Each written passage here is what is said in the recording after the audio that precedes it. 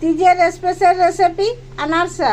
আনারসা বানার জন্য এই যে 4 ঘন্টা আগে আতপ চালকে ফুলাই নিয়েছি। এরপরে একে জল থেকে ছেঁকে নিয়ে এই চালের জলটা পাংখার হাওয়ায় শুকাই নেব আর পিষে চালগুড়ি বানাই নেব। এই যে চালগুড়ি বানাই নিয়েছি। এই যে এই বাটির মাপে 2 বাটি চালগুড়ি, ওই বাটির মাপে 1 বাটি চিনি পাউডার। এই যে চীনা বাদামকে পিষে নিয়ে 4 চামচের মতো চীনা বাদাম পিষা, আর 2 চামচ কোকোনাট পাউডার, আর এই যে একটা ছোট্ট মিল্ক পাউডার প্যাকেট দিয়ে মিক্স করে নিয়ে এই হালকা গরম দুধ, অল্প অল্প দুধ দিয়ে মাখিয়ে নেব। এই যে মাখিয়ে নিয়েছি, আর এটাকে ঢাকুন দিয়ে রেখে দিব 3-4 ঘন্টার মতো।